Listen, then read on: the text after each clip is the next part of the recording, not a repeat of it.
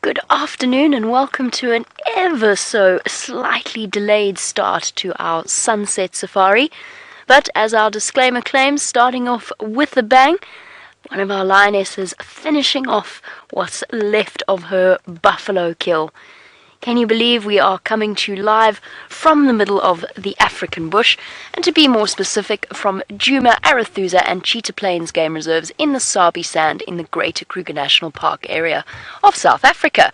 Top northeastern corner is exactly where we are. Not only are we live, we're also interactive, which means you can send through your questions on #SafariLive on Twitter, or you can email through to questions@WildEarth.tv. Mixing things up a little bit, my name is Jamie. I'll be taking you out on drive. VM is on camera. James will be out on bushwalk with Brian. And we've got so many things to show you this afternoon that I honestly didn't quite know where to start. But I thought we'd start off with our lioness on a kill on this beautifully warm, although I suppose anything feels warm in comparison to the weather we've had in the last few days. It's 68 degrees Fahrenheit. This beautifully warm winter's day. Our pregnant Nkuhuma lioness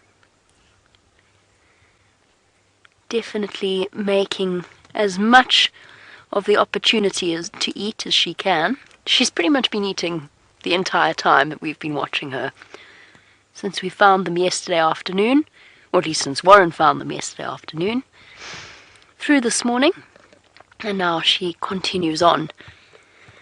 Now, I'm no expert, but I can count to 2, and I know there were 2 lionesses when I left them this morning. There is now but 1. As to where the other lioness has gone, sort of been quite cautious. I've had a good look around in the shade. I can't find her. I don't know if perhaps maybe she went through for a drink of some description. Oh, there's a vehicle there. That's a surprise. We're usually the first people out. They obviously wanted to come out a little bit earlier. Of course, sorry, you took me by surprise. Didn't know you guys were out.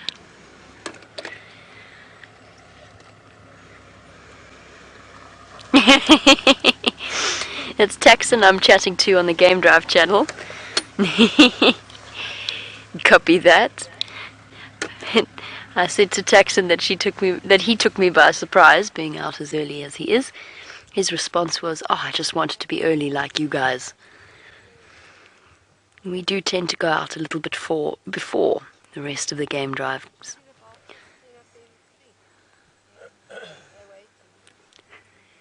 And as our buffalo munches away, we do actually have a very special person on the back of the vehicle with us. Those of you with us for the Sunrise Safari are aware that it is the wonderful Kirsty McLennan-Smith's birthday, so you'll all join me once again in a rousing happy birthday. We're taking Kirsty out on a drive. She's blinking owlishly at the outside world, because of course she doesn't get to see it all that often. It's a lion, Kirst. It's a lion eating a buffalo. Take her out on a little bit of a game drive. Well, while we sit here and decide where we're going to go from now, let's head across to James so he can say his hellos.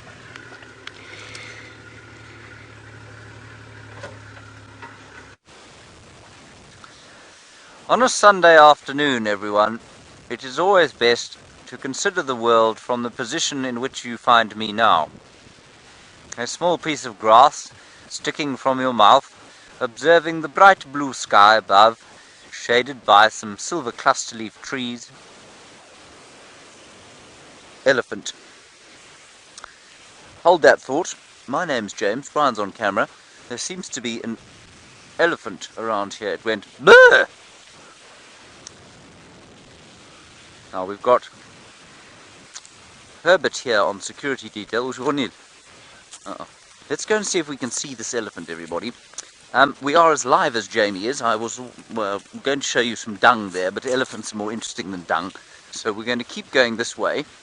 And please do talk to us. #SafariLive, questions@WildEarth.tv. And we'll be going for a gentle stroll this morning. And it might not be so gentle if we manage to see those elephants. We're just going to walk a little bit quickly there. I can see something moving there. Now what we're going to do, when you approach big game, you've got to be quite quiet. They are obviously quite a distance from us, so we will have some space to see them. I'm just going to show you the wind, so it's best that you've got to check which way the wind's going. Wind is perfect for us. That means that they won't smell us before we see them. Herbie's just going to go off in front there and see if he can spot them.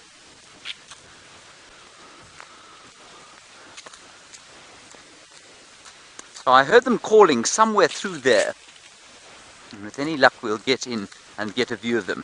We won't get close, and for those of you who are coming on bushwalk with us for the first time, this is very much an experience where we try and get close to nature. We look at some of the smaller things, we lie on the ground every so often, we look at the dung and the beetles and the bugs and the birds and the tracks and that sort of thing. But if we get the rare chance to view some animals on foot, then we absolutely do that. But it's not going to be a big game viewing experience like it would be with Jamie, because she can get close to the animals in the car. And on foot, of course, we are seen as the ultimate predator out here. And because of that, animals are afraid of us, and so we don't want to threaten them. Ideally, you want to view animals without them knowing that you're there. And if you can do that, then you can view them safely, and there is no more amazing feeling in the world than to view big game on foot and without it knowing that you're there. And the reason you don't want it to know you're there is, like I say, because they see us as a predator. They can become threatened, and if they become threatened, they either run away, or because you're on foot, they come towards you to chase you away, and you don't really want that at all. I thought they were going to be a little bit closer than they are, but we'll just stick our noses through this thicket here.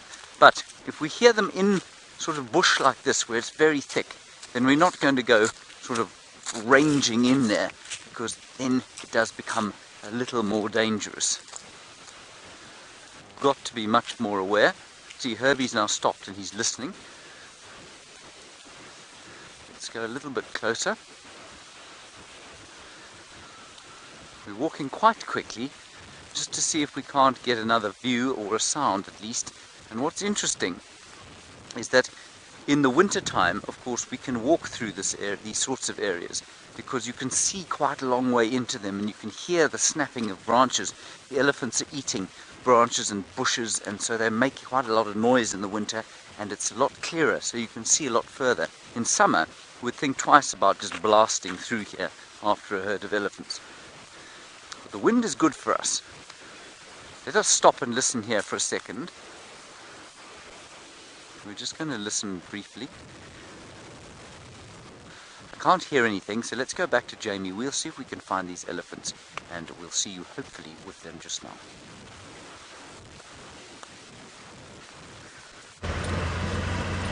While James sneaks up on his elephant herd, I've moved out of the position I was in, just because the place I was in was the absolute only place at that point that you would have been able to see the lioness from. So I've left it for Taxon to be able to get in there and show his guests.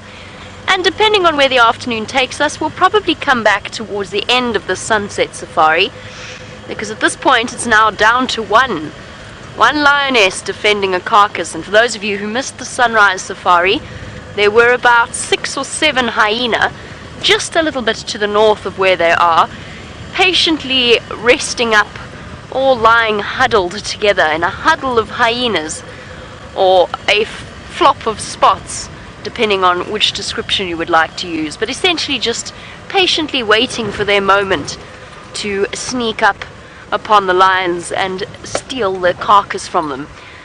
There's not much left though. It looks like there's a little bit of the head and the legs, which is generally all that the lions leave behind. And I imagine that our pregnant lioness is not going to put up too much of a fight to defend that kill. I think she'll let them have it at this point. There's not really much left that's worth fighting over. We'll leave her for now, and we'll start heading across to where James had the mating lions this morning. It's been a lion-filled day.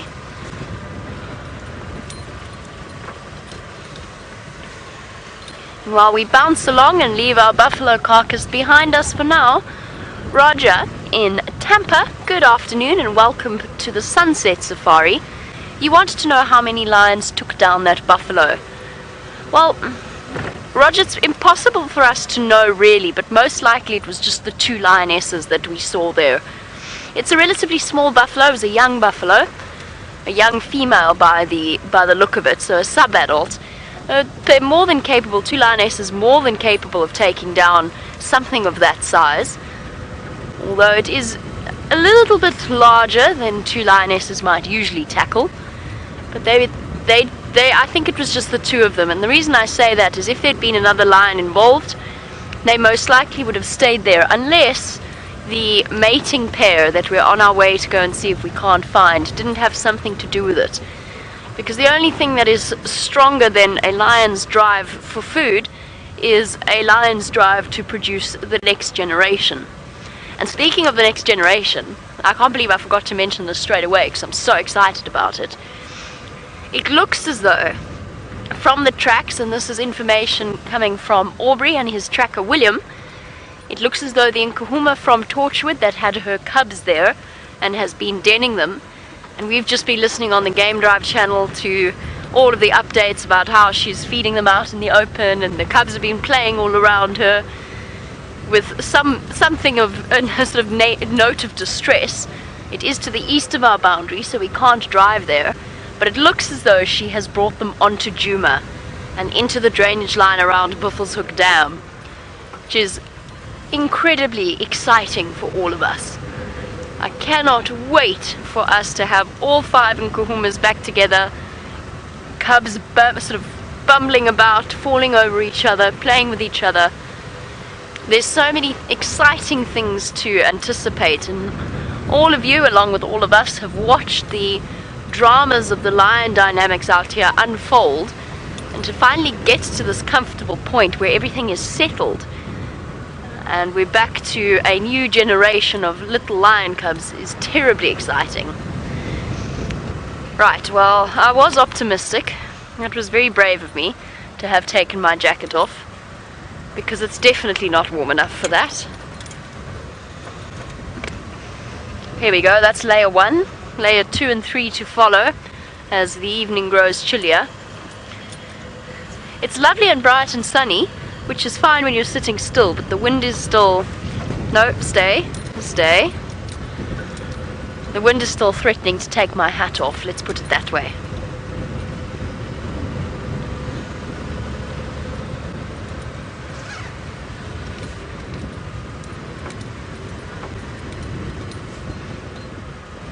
And Kirsty, lots of happy birthday wishes. Thank you, everyone. Kirsty says, thanks everybody. And most people agreeing you're spending your birthday in the best possible way. I agree with you all. This is, in my experience, there's no other better way to spend a birthday. I think we're lucky in that we get to do this every day. So every day is like our birthday. Especially for VM when we find leopards, then it's like VM's birthday. It's like Christmas.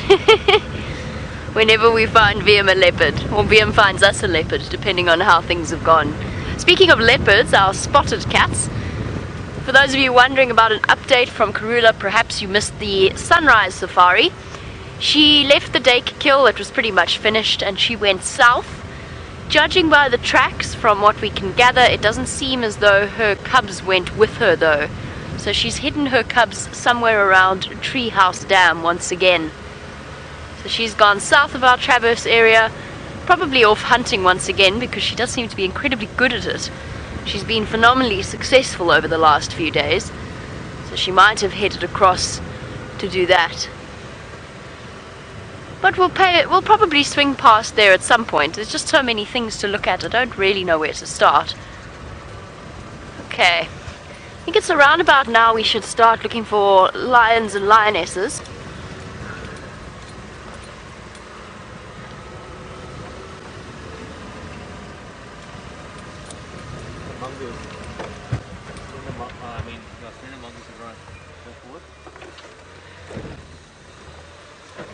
Oh, I see him. He's he booked away to underneath that dead tree, somewhere around there. Let's go forward a little bit. Well spotted, VM. Sorry guys, that was a slender mongoose. Oh, I forgot that happened actually in my new lodgings. I was sitting on my bed reading a book, and a slender mongoose came and walked up to the entrance of my door and looked at me for a while, and then realized I was actually present in the room and dashed off again. The slender mongoose is not a mongoose that we often get to put on camera, because they're very shy and very quick.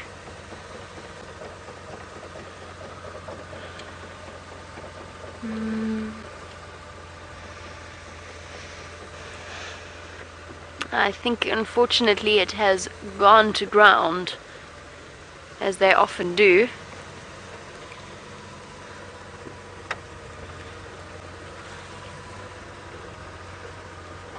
Nope, it's hidden.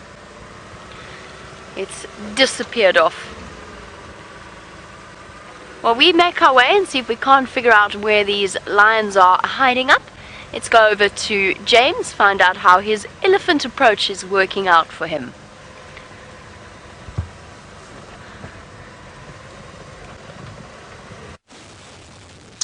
Right everybody, there you can see the trees moving in the wind, and the elephants are just behind there. I'm not sure how big the herd is. We got sight of one cow, but it is very thick in there, and the wind is blowing, and they're walking straight into the wind, so we could probably get a decent view if we walked down there and along, but the bush I think is too close for an approach to a herd of elephants.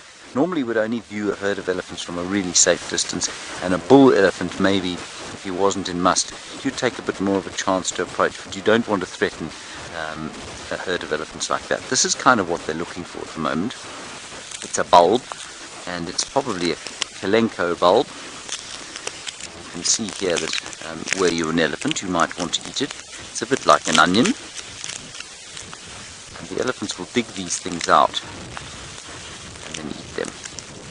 And I think many of these bulbs are toxic to human beings, so I certainly wouldn't put my mouth to this. But you can see lots of moisture, and I'm sure if your digestive system is able to cope with this sort of thing, it's probably rather good to eat. There we are. And it'll be unquestionably a beautiful lily, or it's either a lily or one of those Kalenkos, and that's a sort of tall succulent plant. I'm not sure which. It doesn't smell like an onion. Anyway, there's lots and lots of moisture in it, and I suspect if you cooked it for long enough, it would become quite edible. Yeah, you can just see lots and lots of layers. Now somebody's going to come walking past this termite mound in a little while and say, "Oh, I wonder what ate this. I wonder what peeled up this bulb." And they shall be sore amazed to find that it was indeed a human being. I was going to ask Herbie if he can see the elephants. Alborn. Yeah, we can't see them there. I'm very reticent to go heading through the thick bush there to try and get a view of a herd. If it was a bull I might think about it, but I think we're going to leave that herd because remember it's got little ones, and so they'll be very, very defensive, especially if they come across us in very thick bush. So I think we're going to skirt our way around here and head down towards maybe where Karula left her cubs. We might be lucky to find them, but I think we'll find lots of other interesting things on the way there. Whoops-a-daisies. We're okay, everybody, don't fear. And of course now what's going to happen to these elephants, we're going to skirt around this way. As soon as we get upwind of them, they're going to smell us. And if we're sufficiently far away, that's not a problem. What is this? You know what this is? This is another piece of wood or root that an elephant would dig up. And it probably comes from one of these combretum trees. And it comes from years and years and years of being dug up, growing again, dug up, growing again, and eventually these enormous root stocks underneath form. And you can see, you know what, let's try and cut it open. This kind of thing is really important food for animals. Steph sharpened my knife the other day, so I may stab myself by mistake to death. If I do, I'm sorry. Let's just see what's in it. It's quite interesting. We can get right in there. And this will be a storage facility for the plant. Look at that. Wow. I'm not going to eat any of that. Do you want some, Brian? No, I'm alright. Are you sure? I'm fine. You wouldn't like... It looks like carrot and smells like a bit like carrot. It doesn't. I don't think it tastes like carrot, and I certainly wouldn't eat it. But an elephant, I imagine, would find this extremely nutritious. So the plants out here often hold their nutrients down below the surface of the soil, because obviously that's a good place to keep your carbohydrates away from predators that might want to eat them. Herbie, do you eat this? You can eat this.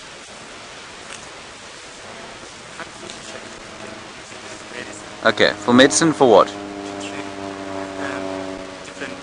Okay, okay.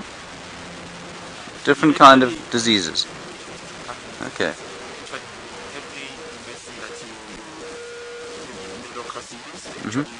Okay. Okay, so they use this apparently to mix this with lots of local medicines. That's really cool. And it's from a bush willow, eh? Not. It's not from a bush willow, everybody. I've misidentified it. From which plant? From this one? Mbezana? No. We're just trying to find out exactly which plant it comes from. It's not a bush willow. Okay, it's not a bush willow, everybody. Okay, I've misidentified it horribly. We will find out during the course of the drive, and I'll let you know what it was. So if you're... Djuma. That's the Shangaan name for it. Djuma, okay? That's Djuma, everyone. If you're feeling a little peaky, that's what you have. Right, on we go. I'll find out what Djuma is, and if we find it in English, I shall let you know. Right, in the meantime, let's go across to Jamie and get an update from her.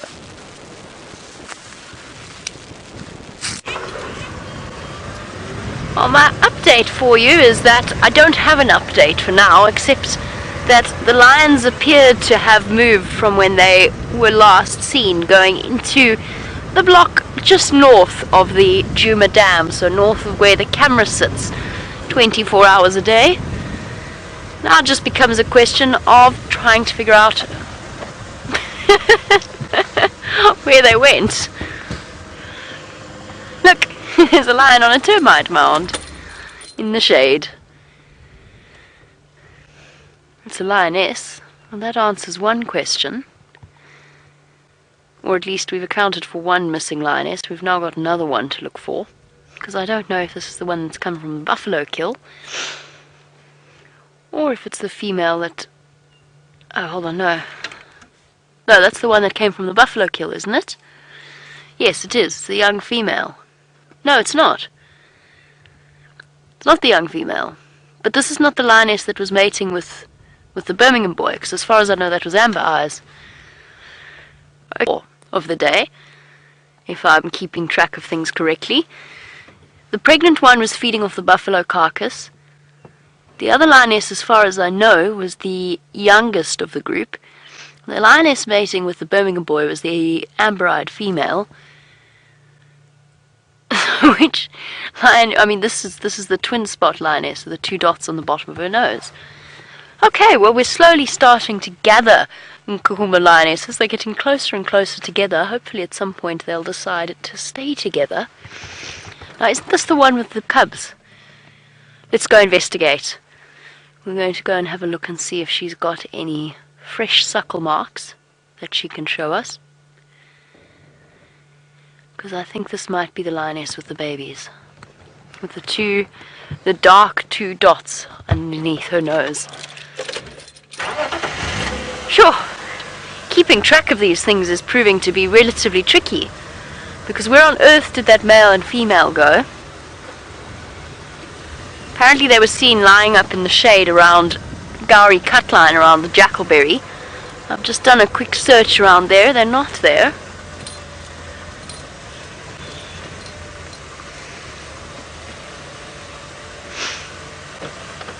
Hello, girl.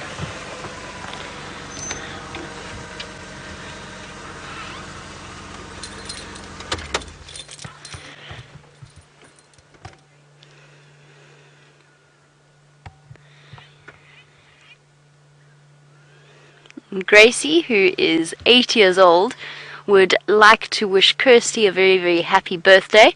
since she is involved in sorting out Safari James for Gracie, as well as providing a teacup or tea saucer for the tea party. And Gracie would just like to say, Kirsty, that she loves you for that. Thank you, Gracie. So Gracie, that was an awesome message coming through. I think Kirsty's really, really happy to hear that. I think you might have made Kirsty's birthday. She looks very happy. So while we try and navigate around this lioness, let's go over to James and look at something with slightly more legs than one lion. Look everybody, there is a wolf spider that was found to us by obviously Herbert, not me, and he found it underneath a little log. And we found two kinds of spiders, and the other one, I don't know what it was. This one is a little wolf spider, and it's a non-web building spider. All spiders can produce silk, but this particular one will not build silk to build a web, and it will hunt whatever comes to lurk under this log. And you know, it's a difficult time if you happen to be a spider or any cold-blooded organism. It is quite cold, there's not a lot to eat, there's very little moisture, and so many of these animals will just be kind of in a state of semi-dormancy, lurking under the logs and waiting for the rain and the better times ahead. But isn't he pretty? He's silver and black, and he's got little stripes on his back, and he's got his front legs up there like that, in a sort of pose of defiance. He's daring Brian to zoom in on him even further. I think that's fantastic. Now it's very peaceful out here. I can hear one or two birds calling. I can hear Herbert fossicking about for things in front of us. It's a lovely, lovely Sunday afternoon, and even if you're an arachnophobe, you can appreciate the beauty of that wonderful spider. Alright, Brian, I think that's enough of that spider, don't you? Yes. Now, when you are out in the wilderness, in case we do have one or two younger viewers, what you've got to do is make sure that if you do move a log, you try and replace it in the same place that you found it. That's not always possible. But there we go. At least then he's got the same shade that he had. He can move a little bit up and down if he wants to. Right, let's carry on this way. Tally-ho, Brian.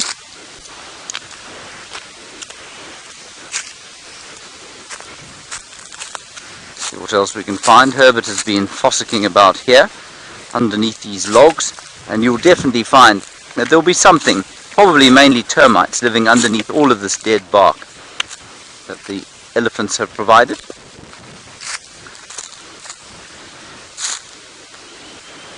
Oh, Herbert, I think, has got sight of those elephants. Let's just test the wind again, which is of course superfluous. Oh, here we go. We've got the elephants here. Come over here.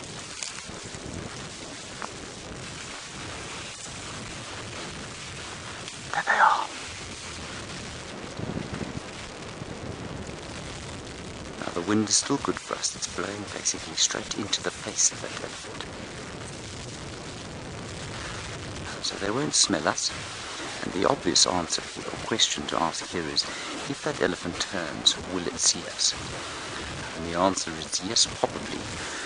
Yes, we are standing in the shade, but I still think that she'd see us. Be a young bull there. Doesn't seem to be too perturbed. And then what it would either do is ignore us completely, or it's going to turn and it would lift its head and lift its ears as if to say, what are you doing here? Now it's probably at the moment about 80 meters away from us. So that's about, what's that? It's about 260 feet or so. And so were the elephant to become aware of us and become slightly threatened, it would simply disappear, would melt into the bush behind us, and then the elephant would no longer be stressed. So if you're viewing a herd of elephants, this is a goodly distance to be doing it at. That's a young bull. You can see that from the fact that there are no mammary glands between the front legs. So there's a young bull with the herd. Let's test the wind again quickly. See, the wind is fantastically good for us. Right, so that bush is quite thick. I don't think we're going to try and get any closer to them. We're going to carry on down through here, and while we do that, let's go back to Jamie and her lion.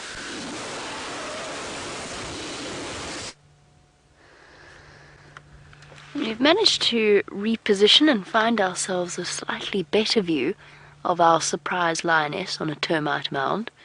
This termite mound's been quite productive, actually. I've seen lionesses here a couple of times. They always take me by surprise. I've just been puzzling over whether or not this is the lioness that was at the kill. I don't think it is, because if we have a nice close look at her nose... Oh. If you have a nice close look at her nose, you'll see absolutely nothing because her face is turned away. But when she does turn back towards us, you'll be able to see that she's got a lot more black around her nose than the lioness that we saw with the pregnant female. Oh, she's also got an interesting thing on her pad. Oh, is that just a rock? Nope, that's just a piece of soil. I thought she had a patchy part of her foot. She's found herself a perfect place. Unfortunately, the view of her belly means that we can't see if she's got suckle marks. She's hidden them away very carefully, very discreetly, and is looking for all the world like she could not be more content in her spot. And it does look incredibly comfortable up there. All curled up, resting, pillowing her face on her paws. Oh, where's the male and the other female gone?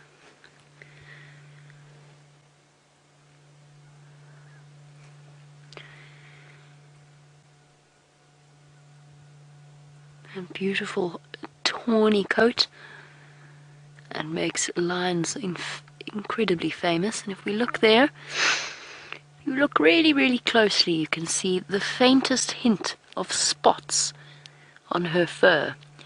And as a cub, those would have been particularly prominent to help camouflage and hide her. At this point now, in adulthood, they have almost completely faded away.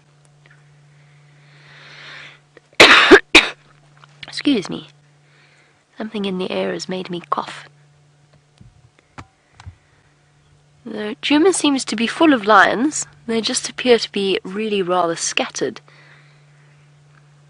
And while we sit here, we're going to be listening very, very carefully for any sound of the mating pair, which were last seen not far from where we are at all. I wonder if she probably tried to meet up with Amber Eyes and then got excluded.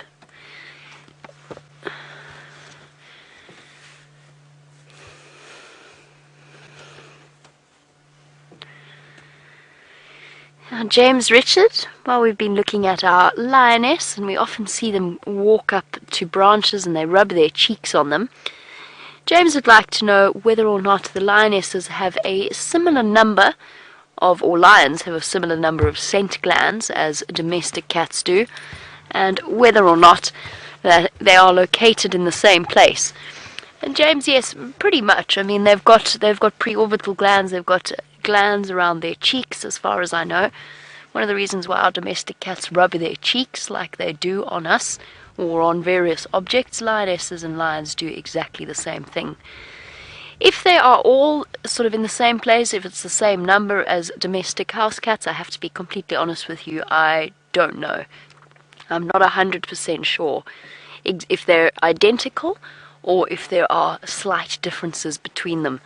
And of course, a cat is part of the feline family, as they all are, but felis rather than panthera, so there are certain differences. And one of those might be the positioning of the scent glands. But for those of you who are a little bit more intimately aware of the position of lion scent glands, if you do have any further information on that, I would love to hear from you. You can send that through to #SafariLive on Twitter, or you can email through to questions@WildEarth.tv.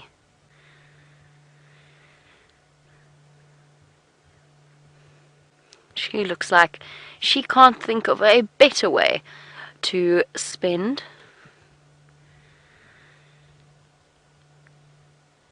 A Sunday afternoon.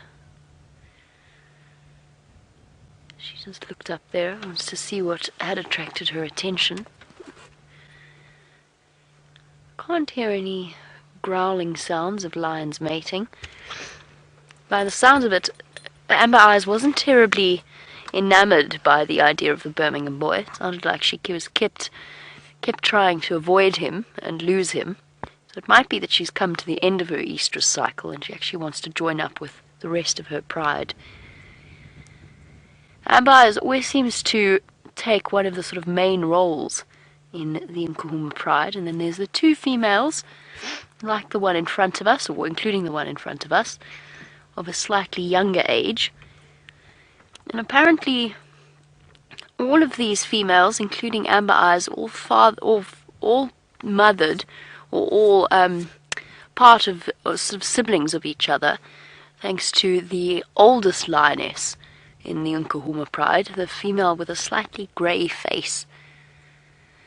Now, there's an interesting history there, but it does seem to me that Amber Eyes takes a far more dominant, and in fact she's a lot more bold than these lionesses, the younger lionesses.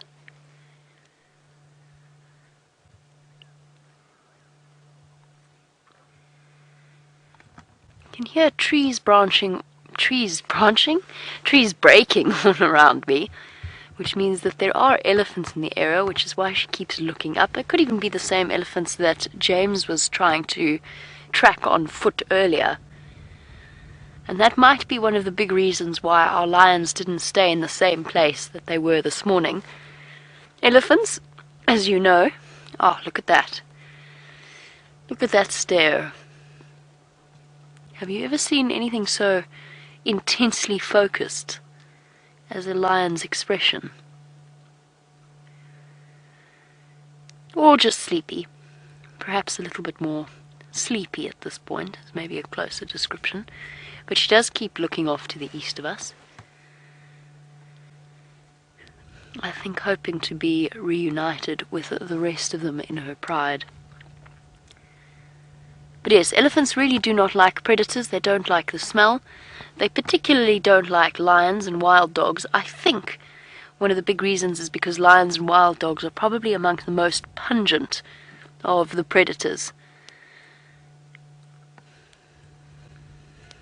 Watching her staring off into the distance, we can but wait and see. And perhaps we'll go and have a look in a moment for the rest of the pride, or at least the mating pair. But while we do that, let's go over to James, who's found something more plant-based.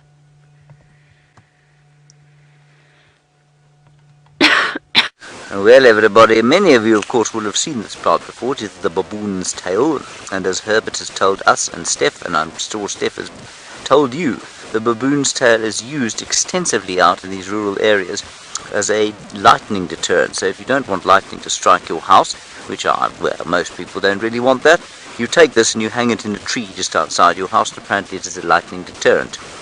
But what Herbert did say this time as well is that you don't find these outside of protected areas. He says as soon as they grow anywhere, they're gathered in great numbers and they're taken away and they're sold at markets, and there's an enormous market in Johannesburg where you can buy traditional medicines.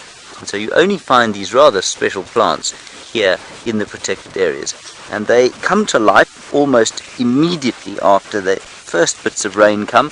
They produce lovely green leaves, and then they produce beautiful purple flowers.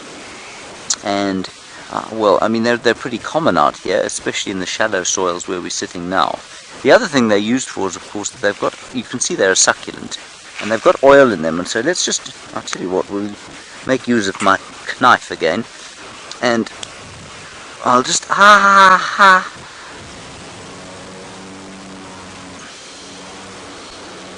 Just very sore, everybody. I put a thorn in my bum. Oh, terrible, right? Yes. Let's just chop this one off. And Herbert says it's so rich in oil that if you want to transport fire from one place to another, this is a very good plant to do it with. Of course, you probably have to have an extremely powerful knife in order to do that. And it's probably only in summer, but let's just try and break this open. I'm not having a particularly good time of it, am I, Brian? Look how fibrous it is. And it doesn't feel oily now, but it's amazing how quickly it gets wet as soon as the water comes. And unlike a woody plant, so if you've got a tree, for example, the inner wood, like I've just opened out here, would be dead. So it would be the old vascular tissue. A plant like this will suck water up its entire length. So all of these bits and pieces here will be vascular tissue that will suck water up. And so you can see why it will very, very quickly. It's like a sponge. It's like yeah, it's basically like a long sponge that will suck up water as soon as it hits the ground. Very nice. But it doesn't feel very oily now. No, it does, you know. It does feel quite oily. So that's how you transport a bit of fire from one spot to another. Now, that lioness, everyone seems to be deeply fascinated by whether or not she's lactating. Certainly Mike Grover saw her earlier on today, and he indicated that she was lactating. So she could well be the torchwood lioness that Kay has brought her cubs onto Djuma. Now that would be exciting. Let's go back and see if Jamie's found out what the truth is.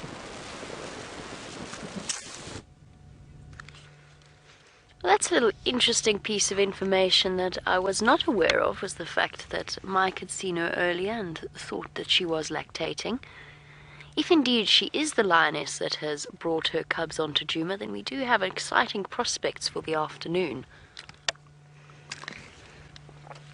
A lioness, when her cubs are new and young, will hide them away in a suitable den site for up to 6 weeks at a time, although she usually moves dens a couple of times during that period of confinement.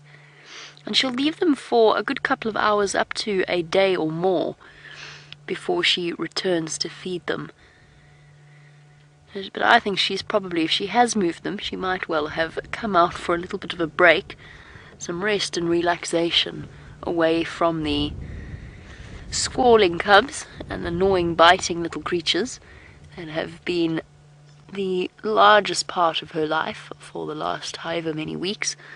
I think they must have been born about a month ago, perhaps even 5 weeks ago. We're definitely getting to the point that they will be coming out into the open once again. I'm really hoping, though, at some point she will be kind enough to display her belly to us, and then we might be able to get a little bit of a better idea. What we're looking for in terms of the suckle marks and lactation, it's pretty self-evident, really, that where cubs suckle and drink milk from their mothers, they leave a little wet ring of matted fur that starts to become a bit yellow and a bit sticky around the edge, and that's what we are searching, or what we're hoping to see. I just have a feeling I haven't seen this lioness in a while. The one thing that threw me off ever so briefly was just the sort of the messed up fur on the back of her neck, the little ridges, almost like a lioness that had been mating, as the male grabs her behind the back of the head. But I think that might actually be more due to ticks than a mating grab.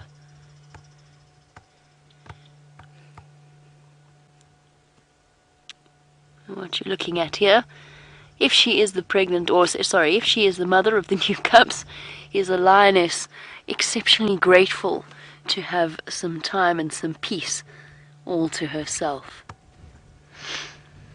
Might be quite a nice idea to reverse track her and just get a rough idea as to where she's hiding those babies. We might do that in a little bit. I don't think she's going to move terribly much, although it's a bit of a risk on these winter afternoons. On a cool day like today, they're not really governed by restrictions of temperature, so she's not going to get too hot, although she's enjoying the shade for now. But they can move about at pretty much any time of the day. There we go. Isn't that an incredible view of a lion's coat? The enormous forepaws, the size of my hand, actually it was much larger than the size of my hand. And then her delicate features. I might be biased because we've spent more time with them than we have with any of the other lions, but I feel as though the Nkuhuma Pride are probably the best looking of all of the lions that we see. There's definitely something very, very attractive about them.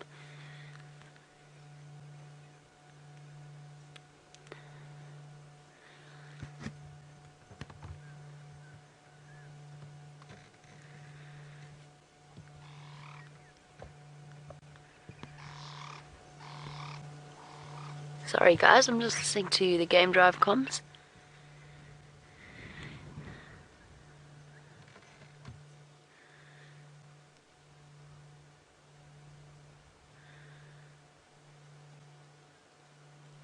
Guys, it sounds as though this morning Karula was actually seen away from the cub site, away from where the tracks crossed the road, but apparently the landowners did see her.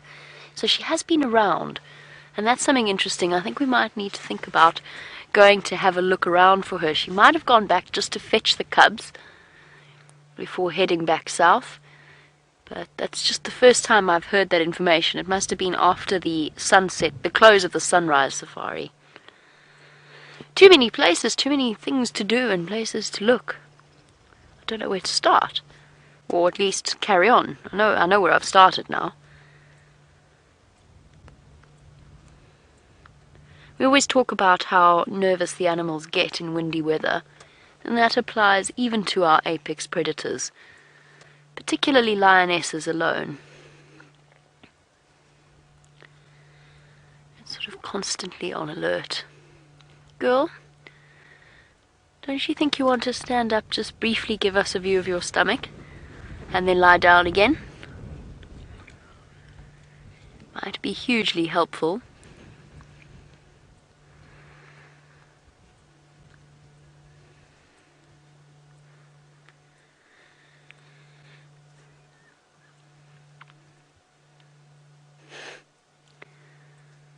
There's not much in the world that looks as relaxed as a lioness can look. I don't think we're going to stay with her for the whole of the sunset safari, particularly since there's only one of us on the vehicle.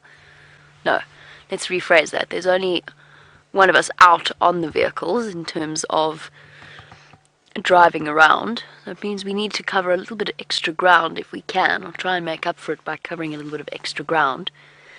So at some point soon we might leave our lioness temporarily, go and do a quick loop, a search for the male and the female, as well as heading to where Karula was last seen. See if perhaps the tracks don't tell us a story about what went on there this morning.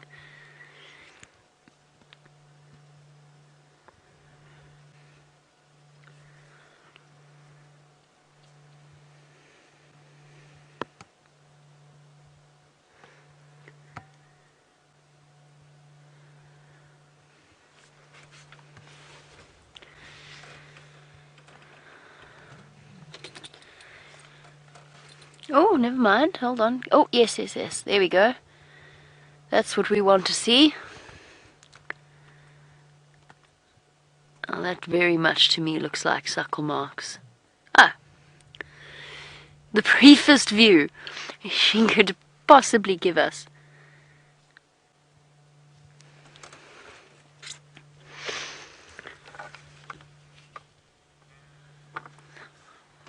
Sorry guys, I'll have to go on the game drive comms.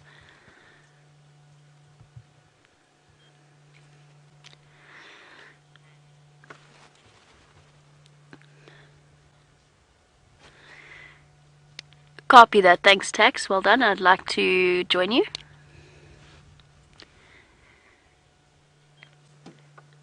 Copy that, thank you. Okay, we don't have to go looking for Karula because we have a lovely surprise for you.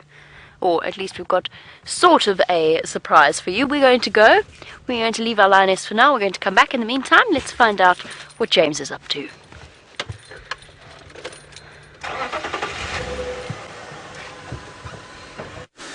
Now everybody, this spectacularly special tree I've told you about many times. It's the buffalo thorn, Ziziphus mucronata.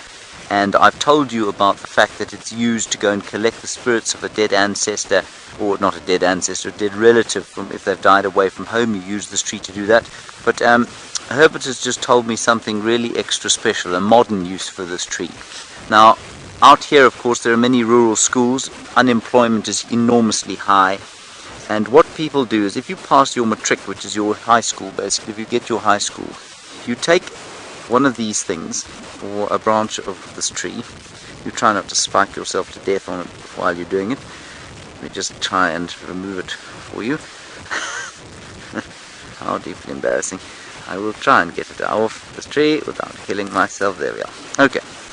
What you do is you take a branch like this, maybe even smaller than this, and you put it in the bag that you're going to go, you're going to go away from here to go and look for work, because there's no work in the villages here.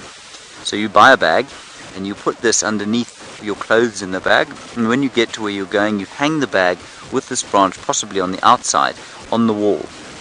And every time you come home from wherever it is, and you probably move into a tin shack somewhere in a place like Johannesburg, you come home and you remember that you've got to look forward to the future, and it's good to go off and experience new things, and that's what that long thorn is for. And then you also look at the hooked thorn there, and the hooked thorn tells you that you must never forget where you've come from, and that you will always have to go back home eventually.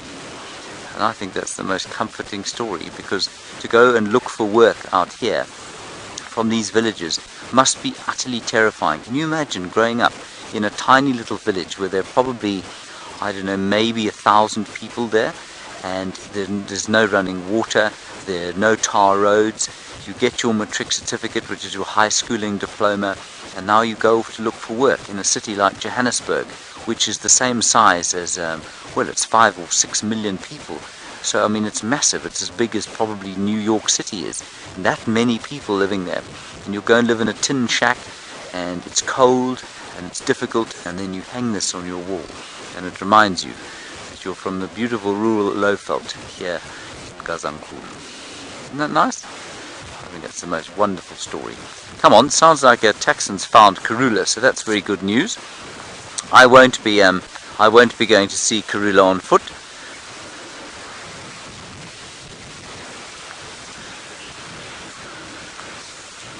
Hello, a new viewer called The Brown Lamb. You say you've just discovered this channel, and what have you been missing? Well, the answer is quite a lot, really. It's been going for 9 years, so for 9 years your life has been immeasurably poorer than it is now. I've only been here for a year, and you're most welcome, and thank you for watching us, and thank you for getting hold of us. We're on bushwalk now. We don't always do this. We sometimes go in the vehicles, like Jamie's doing. And, well, I don't know what. It's great to have you along, and I hope you stay with us. Jamie's had the lions. We're looking for more of the small things. And, well, like this incredible story that I've just been told about this wonderful tree called Ziziphus mucronata. The brown lamb, we hope to hear from you again very shortly. Now, there's something else I wanted to show you, but unfortunately the tree species that Herbert spoke of is not around. We need a marula tree. Anyway, we'll find one as we go. Just have a quick look here. This remarkable piece of grass is a very lovely golden flaxen colour. It's called Digitaria eriantha. It's a very good grazing grass, and it's one of the only grasses with an inflorescence left. The inflorescence is the stalk on which the flowers live. Well, actually it's the flowers as well. And you can see in the middle of the flowers here is a little spider. And I'm just going to see if I can spot it. Can you see it? It might actually be absent, but you can see it did live here once. You can see the shells of the tiny little insects it ate. Those are the shiny black things. Can you see them, Brian? Those shiny black things are the exoskeletons of the tiny insects that were devoured by the spider here. They're most likely ants, and the ants will come up and try and get bits and pieces and carry the seeds away, and no doubt many of them fell prey to this little spider. Every little piece of vegetation out here is a mini ecosystem. Genevieve, you're in New York and you're wondering about spiders and whether they'd ever prey on something like a tick. I'm sure a spider would prey on a tick if it could get hold of it. Remember though, a tick is not really likely to come across a spider and vice versa. A tick won't prey on a spider, no. That's just not really going to happen because a tick is, it needs to suck blood out of a mammal. That's what it's designed to do. And because of that, it's unlikely to come across a spider. It's not, I mean, I suppose it might come across a spider on a grass stalk like this. Ticks do hang out on grass stalks like this and wait for mammals to walk past, so that's well possible. But, you know, I mean, it's not going to fall into an orb web, for example, of a spider because they don't fly, ticks. It's not going to be hunted by a wolf spider because they're not often on the ground.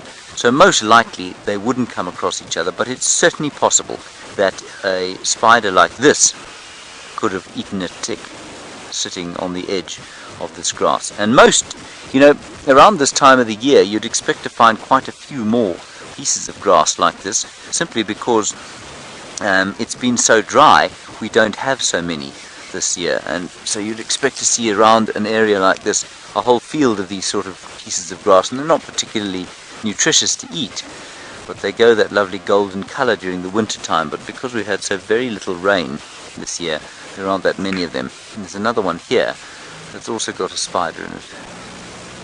Isn't that amazing? But I think the spider too is deceased no longer. Isn't that nice?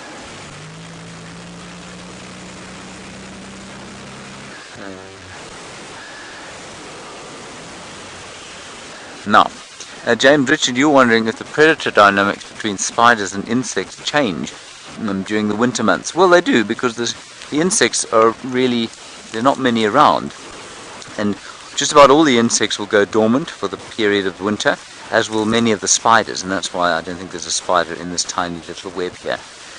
So, I mean, I guess from that point of view, yes, the dynamics would change. But remember, spiders are all carnivores, so they can only eat insects. They're not going to eat anything else out here, which means they must go dormant, and therefore I suppose the relationship during the winter months does change, indirectly.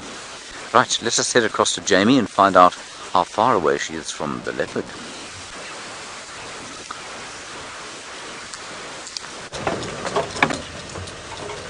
Perfect timing.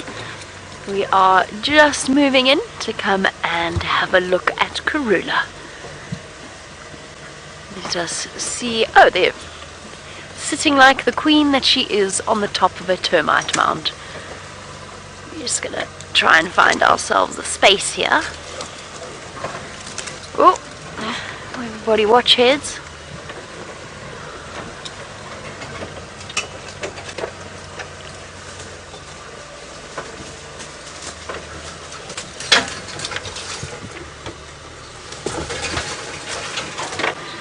How's your view there, Vian? Perfect. And there we have it, the queen herself. How lucky have we been with big cats recently? It's just been incredible. Just to let you know where we are, this is pretty much where she's been hanging out for the last 5 or so days. She is right close to Treehouse Dam on a road called Savage's Track. And I would love to know the history behind the naming of the road Savage's Track. And we just want to make sure that James knows where we are as well, so that he doesn't come stumbling through into the sighting. I've done that before. I've accidentally walked in on, been tracking lions and didn't have my Game Drive channel on, and found myself faced with vehicles plus lions.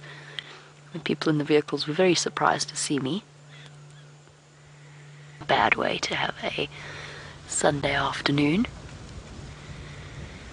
We're not sure where her cubs are. I think that they've probably been left somewhere in the block a little bit to the south of us, to the south of Treehouse Dam.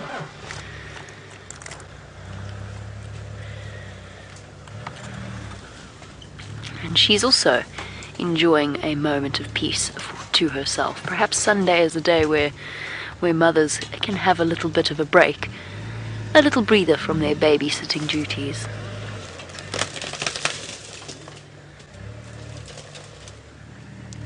And she looks truly regal as she surveys the surroundings. If this is your first time encountering her, just a quick update. This is Karula, meaning peace or the peaceful one. She is also known as the Queen of Djuma, 12 years old, and with probably one of the most unprecedented success rates in terms of raising cubs, which is not an easy thing to do if you're a leopard. And compared to our lioness mom that we saw on the termite mound, she's got to do things all by herself, which our lioness does initially, but at that point once they reach a certain age, she's got the protection of the rest of the pride and the help of the rest of the pride, because lionesses from the same pride are all related, and they will all, if they are lactating, if they have their cubs of their own, they will do what's known as allosuckling. So they'll help to keep the cubs fed, even if they're not their own. Whereas a female leopard has to do things all by herself. So times are a little bit harder.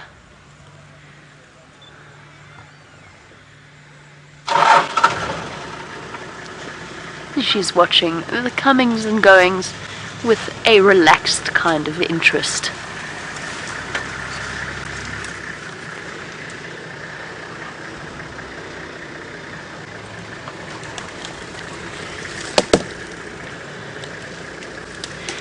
Hello, Paul, who is a new viewer. I am very glad that your first leopard sighting on Safari Live was in fact our queen herself, the Queen of Djuma, Karula. So Paul is a new viewer, and this is the first time that he has seen a leopard on Safari Live.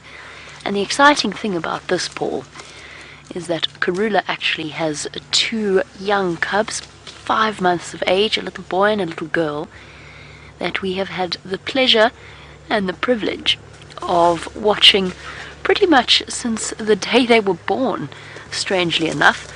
Brent happened to find her straight after that moment, when they were just little tiny bundles of fluff. Just bear with me one moment. Sounds might get a little bit strange, and the reason that's going to happen is because I'm going to move the microphone that is currently sitting in my hat. I'm just going to put it in my hand so that I can speak very, very softly. So just bear with me if you get some funny sounds.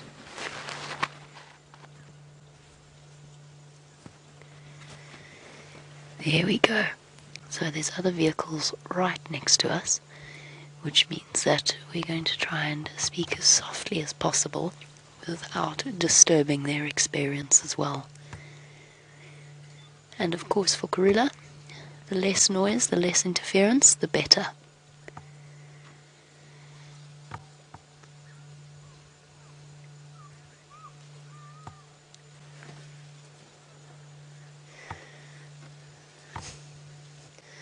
Aaron in New Zealand, speaking about our royal lineage that we have here, Aaron in New Zealand says that he feels as if we should all bow down to Queen Karula. I'm not sure what she would think of that. I think she might look upon you with a suitable royal disdain and probably move off a little bit in confusion. And Karula, of course, just doing what instinct tells her to, but in a truly extraordinary fashion. And we've spent so much time with these incredible animals. I mean, I've been working here for a year now, driving around, probably close to a year since I first encountered her. Of course, heard many stories about her, but it's been an absolute pleasure in getting to know her over the last few months and over the last year.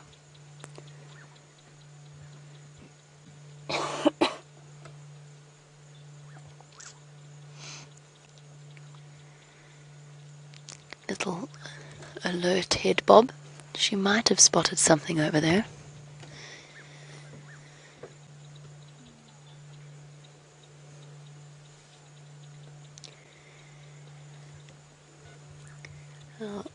The thing about these live safaris is that you take good moments with bad.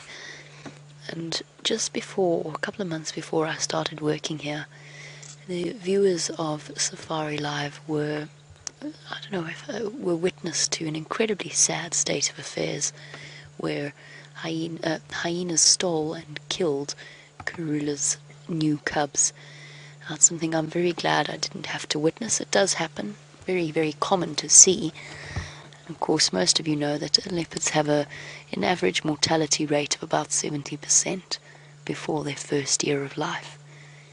Now, Tony, on that subject, you were wondering whether or not a leopardess that has lost her cubs might try to steal another's.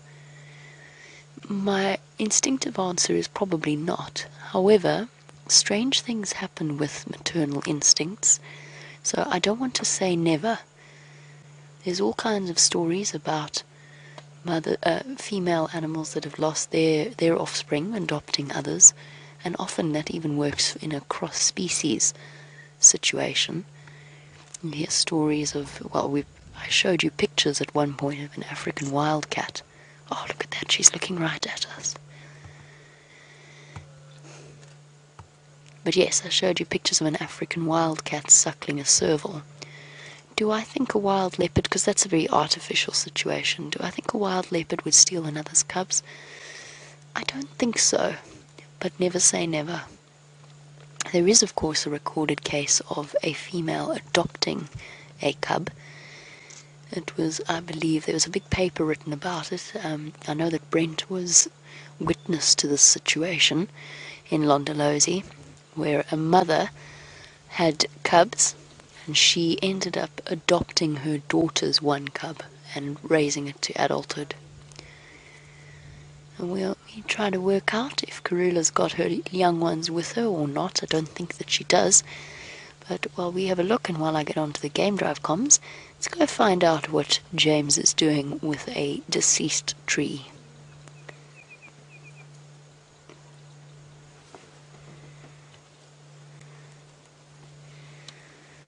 Oh, hello everybody.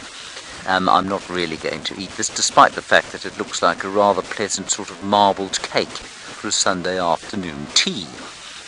Makes me rather hungry, doesn't it, Brian? Yes. Now, come over here, everyone. Come a little bit closer. Come on, don't stand over there, everyone. Come over here and get close.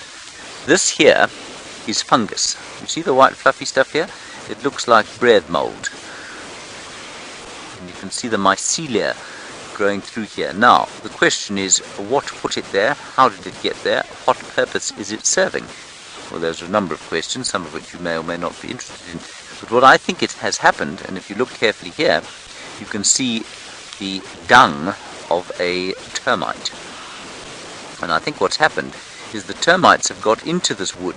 Now remember that many termites, including the fungus-growing termite or the mound-building termite, Macrotermes natalensis, grow fungus gardens because they lack the digestive enzymes to digest cellulose and lignin, which the plant, that's what makes wood hard. It makes what makes plants fibrous and difficult to digest. So what they do is they plant fungus spores on the wood, and the fungus then digests away the wood, and then they eat the fungus. And I think that's what we found over here underneath the bark of this marula tree. Now the other reason I think that that's what's going on here is that if you look inside here, you can see there's a lot of sand. It's that sandy sort of remnants of where termites have been. I think that's rather spectacular, actually. And if you look down here, you can see a particularly impressive spot of fluffy fungus. See there? Look at that. Now, marvellous that Karula the Queen is there, and equally so, I'm sure that she will take you, if you sit with her for long enough, I'm fairly sure she'll take you to George and Charlotte at some stage. Now, what is this? No, nothing. Then, the other thing we found was we found two fascinating things in this dead tree. I'd love to say I was responsible for them. I was not. This was Herbert again. Over here, a talky beetle. Now that's a beetle that makes a clicking noise during the summertime. This one is never going to click again. You see that, Brian? I do. It's not alive. It has no head? It has no head. As you say, I tried to give it mouth-to-mouth resuscitation. Unfortunately,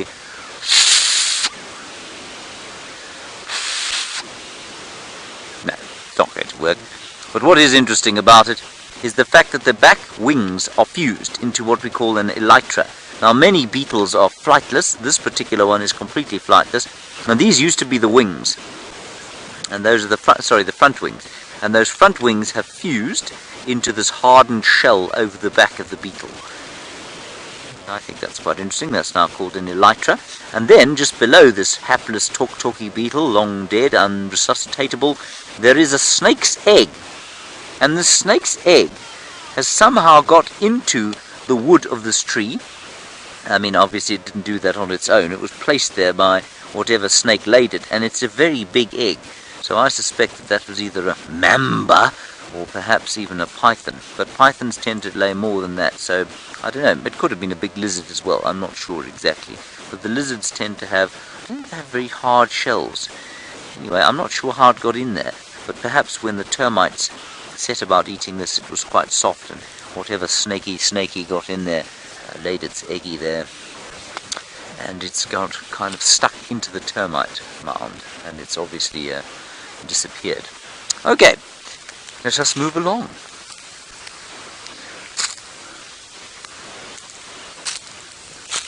And while we do that, I think we'll send you straight back to the marvellous Queen of Djuma, Karula, the peaceful.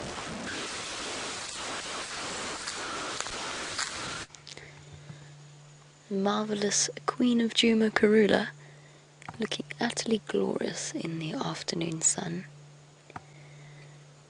There is no better time of day than, between the early morning and the afternoon, those are the two best times to watch leopards. And as human beings, we cannot help but be struck by their extraordinary grace and beauty.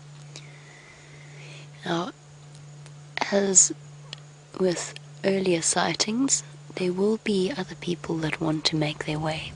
So we've got limited time with her. We're still okay. We're not leaving just yet. But we will be making space so that other people can come and join the sighting.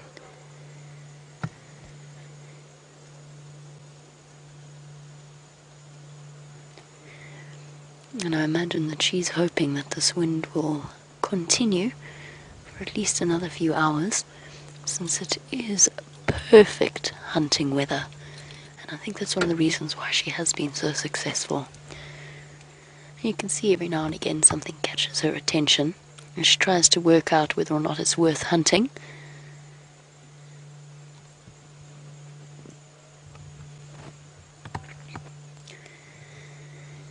And hello to Bud in North Carolina, as we sit with Queen Karula sans little cubs. You were wondering at what age they will be old enough to not have to stay hidden and follow her out in the open. The truth is, she will continue to hide them away until they are old, until they're about a year old and even older. So there's never really a time that a female leopard keeps her cubs with her constantly.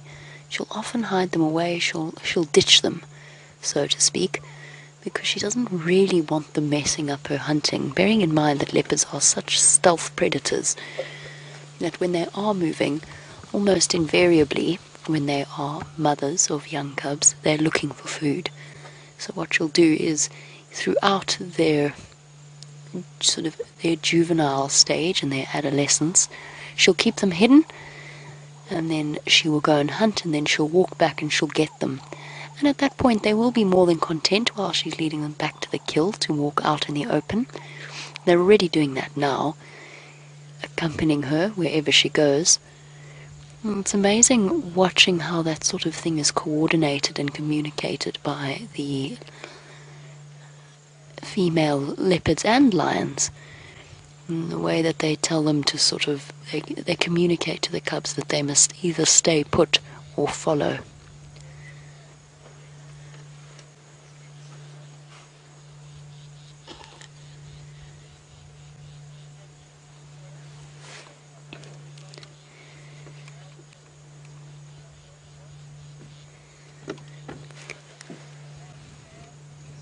Sorry guys, lots of communication happening on the Game Drive channel.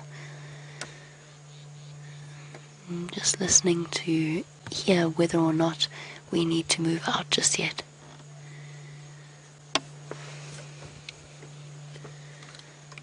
We're just going to turn down for now.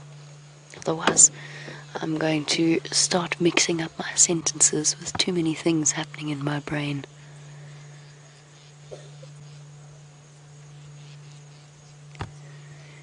Absolutely stunning view. I don't get more picturesque than this.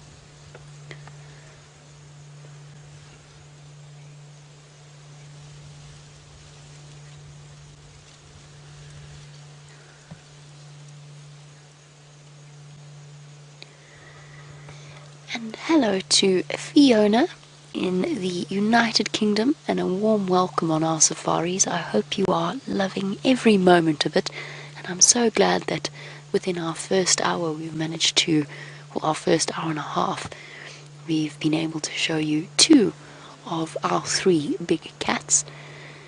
Now, we spoke about the ticks around the back of that lioness's neck, and of course, whilst leopards look beautiful and perfect, they also are covered in ticks. And you wanted to know what diseases the big cats can get from them. Hold on. Sorry if you understand by. Oh, never mind. She's just getting more comfortable. I thought she spotted something she wanted to hunt. Are you wondering about tick-borne diseases? And whether or not there is anything that they can contract, or if they have a natural resistance. So unlike the ticks of Europe and America, our ticks do not carry Lyme disease. The one thing that they do, the occasional tick does carry, is a rickettsia bacteria, which passes on a disease known as tick bite fever. But yes, the big cats absolutely have a resistance to it. And interestingly enough, they have a resistance to not just tick-borne diseases, but lots of other diseases as well. So studies have shown that there's actually an enormous amount of, or a very, very high percentage of the big cats that carry something like tuberculosis. And it seems as though it doesn't really affect them in a huge way until it gets to the point that they are weakened for some other reason. The same goes for the buffalo. It's something like 70%, or around 70, maybe even up to 80% in the southern Kruger, and 50% in the central area, which is, I think, where we would fall underneath.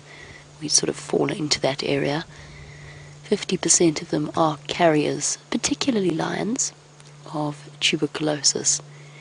There's also some interesting literature that suggests, but not conclusively proves, that leopards may have a biological resistance to rabies. And that, of course, immediately raises the question of Sindile, the young male leopard that caught the dog, that later proved to have rabies. And there is some evidence to suggest, okay, he was vaccinated, so that's a different scenario, but there is some evidence to suggest that they do have a degree that they can fight off the disease, which is very, very positive for our leopard populations. There's also the occasional risk of feline distemper and FIVs, feline immunodeficiency. So this is similar to the human form of HIV, but those generally are only contracted by cats that are exposed to domestic felids or stray cats. Doesn't she look absolutely gorgeous in this afternoon light? Those golden eyes of hers. Her son's eye, or at least her new son, who has been nicknamed Prince George by James, which I do not, I'm not a huge fan of, to be 100% honest with you, but I'm starting to do it accidentally anyway. So Prince George appears to have eyes quite a similar colour to his mom, or at least I think they're going to go a similar colour to his mom. That sort of golden yellowy colour. But her daughter has the most uniquely brown eyes of any leopard cub I have ever seen. And it's amazing how much eye colour variation you get with leopards in particular, lions as well, but especially our different leopards. Anywhere from blue-green right across to brown.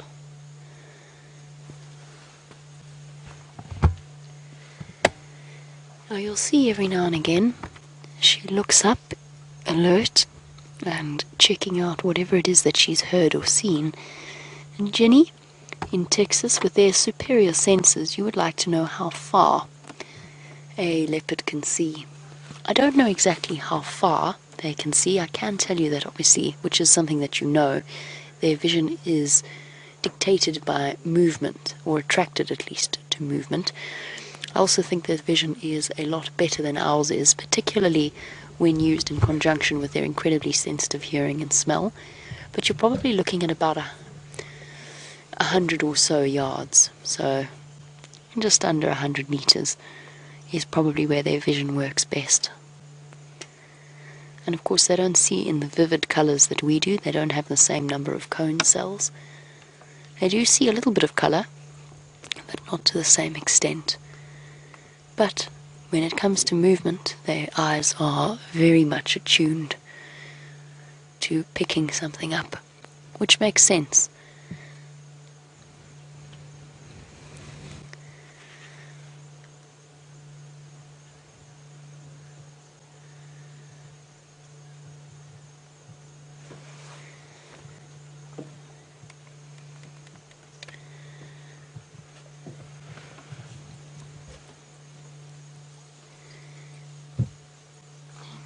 Looks terribly comfortable, nestled in her termite mound. And when VM zoomed out there, and now as he sort of zooms in a bit closer, gives you an idea as to just how well those leopard camouflage really works. Even when she's sitting relatively prominently on a bare termite mound, there's not much in the way of cover, she still manages to disappear. And as close as she is to the road, Taxon did a very good job of spotting her for us on that termite mound. Exceptionally well developed camouflage that they have. And they're famous, of course, for their camouflage. They are famous for their tree climbing skills. James, on the other hand, is not particularly famous for his camouflage, and possibly we could call him infamous in terms of his tree climbing skills. Let's go see if he's going to fall out of this one. I think it's a little bit rough to call me infamous for tree climbing. I have half fallen out of one tree. On my whole career, I've climbed many trees, and I think Jamie's being very unkind, and I'm very upset with her. Now, we're in a tree called a low-felt milkberry, my favourite tree out here. Herbert tells me its Shangaan name is Mwambo, which I think is quite a nice name too. I've no doubt I've mispronounced it, but I shall get further lessons as we go along the afternoon. The reason I'm in this tree, other than the fact that it is my very favourite tree, is that it's Karula's favourite tree too. She comes to here quite often, and very often she'll come from the sort of corner of Zoe's Road, which is the southwestern corner of the reserve. She'll walk up this way, past this tree. She'll often spend a bit of time here, and sometimes she'll have a kill up in the tree here, and then she'll carry on wherever it is that she's going. So this tends to be a route that she likes to go past, and I mean, she's obviously got very fine taste, because this is a very, very pleasant tree.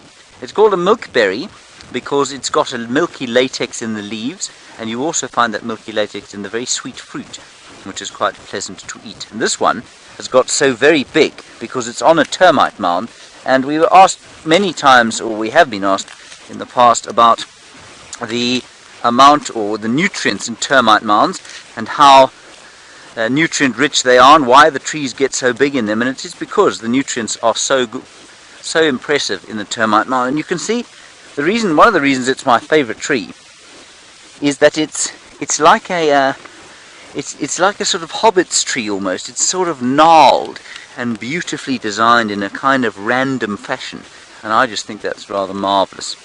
I nearly put my hand on what's known as a velvet ant, which is the male version of a wasp. No, sorry, a female wasp, flightless wasp, and it would have stinged me. and then I would have cried very loudly and possibly have fallen out of this tree onto Brian. Brian, would you be prepared to catch me if I fell? Why not? Oh, he says he won't catch me, everyone, because he's carrying the camera. I think you will film me falling. You'll film my demise. Yes, then it would be, I suppose, fairly infamous. Ah, beautiful. Now, Heidi, while we're sitting up here and I'm looking for further velvet ants, you say what bug out here would sting you the most painfully and cause the greatest, but without causing damage? I think almost certainly, for me, it would be a wasp. What you might term a hornet. So those wasps that build those paper nests, and when they get going, when they sting you, it is very, very painful indeed. Termites will give you a bite, it's not so sore. Bees can give you a sting, so I mean if you're allergic to bees, that's a dreadful thing to be stung by. You can get stung by the odd ant. Yeah, but I think, for me, I reckon that a sting from a paper wasp or hornet is one of the most nasty things that can possibly happen to you out here, without any long-term effects. Long-term effects, of course, of being bitten by a snake, substantially worse than that. Right, shall we try and get down, Brian? Or should we just explore the tree a bit more? Now, I've got to tell you, my confidence took a bit of a knock the other day when I nearly fell out of that tree on Cheetah Plains. And that's because, of course, the tree broke under my substantial weight. And that made me very nervous. But I'm okay now, everybody. I know you're all very worried about me, but there's no need to be. Well, not at this stage anyway. I was also hoping to maybe see an elephant or two from up here, but I didn't see any. Brian, this could go horribly wrong.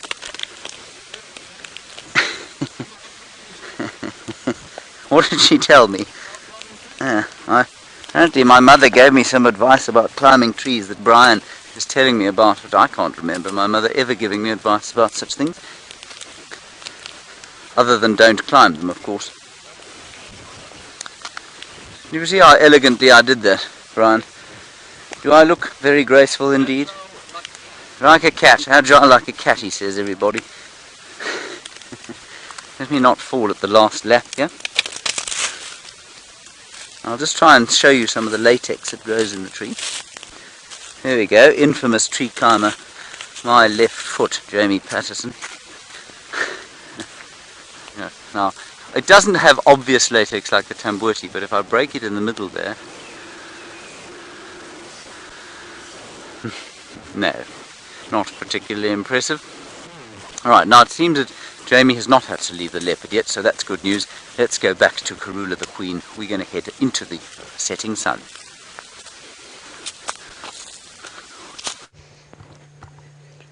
We're watching the Queen of Djuma in the setting sun. It's absolutely glorious view. Now we will be leaving in just a few moments. We're just waiting for Andrew to get here. There's one very upset Franklin somewhere, but it's not in any way connected to Karula. She's spotted something on the other side of the termite mound. So she's repositioned and turned herself around and is staring off towards the direction of the dam. Now whilst Treehouse is completely dry, every now and again the elephants come through and they actually dig up whatever water they can find. Sorry, that Franklin just came zooming in. It's terribly cross. Not sure what that was all about or where it went. Hidden behind a tree. But yes, there's a lot of animals that do come through to Treehouse Dam in the hope of finding water. It could be anything that she has spotted from her increased height on the termite mound. Absolutely stunning view that we have of the Queen of Djuma, or at least the back of the Queen of Djuma's head. In a moment what we'll do is we'll go and do a little bit of a loop. Since we do have to leave, we'll go and do a bit of a loop around Treehouse Dam, see if her cubs are anywhere to be seen or what she might be hunting. Now, we've spoken before about Karula's age and how well she's done as a successful mother, Madeline, you were wondering about how you might go about guessing a leopard's age. And of course, the records for our leopards are relatively well kept. They've been monitored pretty much since birth. So it's easy enough to know exactly how old they are. And in the case of her new set of cubs, we know their exact birth date, which is quite phenomenal. But Madeline, let's say you are presented with a leopard that you don't know how old they are. And it depends on if it's a male or a female in terms of size, because of course males continue to grow throughout their lives. Oh, and we're off. The queen is off. The queen is gone. Let us follow the queen.